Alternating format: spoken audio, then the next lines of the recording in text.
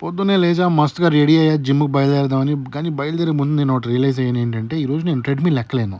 ఎందుకంటే చిన్న personal problem ఒకటుంది. అందుకే. ఎదవ సోది ఎందుకు గొద్దులో సగ్గడ్డయిందని చెప్పు. ఓరిని ఎంకమ్మా ఆగబే! మూసుకు కూర్చో నువ్వు. ఆ తర్వాత ఒంటి మీద జాకెట్, ప్యాంట్‌లో రాకెట్ ఏసుకొని మనం జిమ్‌కి బయలుదేరదామని బయలుదేరాం.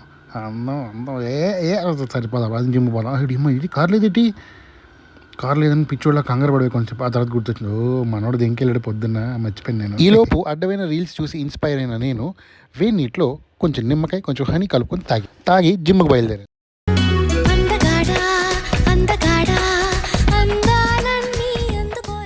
వర్కౌట్ పూర్తయిన తర్వాత పర్సనల్ ప్రాబ్లమ్స్ వల్ల ఎక్కలేను అని అనుకున్న ట్రెడ్మిల్ని కూడా ఎక్కాను. ఎందుకంటే ఐస్ గడ్డకి సెగ్గడ్డకి భయపడే బాడీ కాదురా ఇది.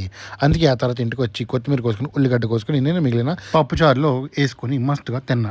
తినిన తర్వాత ఈరోజు వెడ్నెస్డే కదా, ఫుల్ గిన్నెలని మనతాం అన్ని మన బాయ్స్ ఖాళీగా ఉండే వాళ్ళతో కూడా 2 తోయించాను. తోమేసి అంతా క్లీన్ చేసిన తర్వాత స్నానంకి పోదాం అని చెప్పి స్నానంకి పోయాను. ఏందిరా ఏం చదువుతున్నారా సబ్బురాస్తారా? ఆ తర్వాత ఈవినింగ్ లైట్గా స్నాక్స్ తినేసి డెలివరీ కోసం వెయిట్ చేశా. కానీ ఈరోజు టార్గెట్ పూర్తి అవ్వలేదు, ఎందుకంటే డెలివరీ రాలే.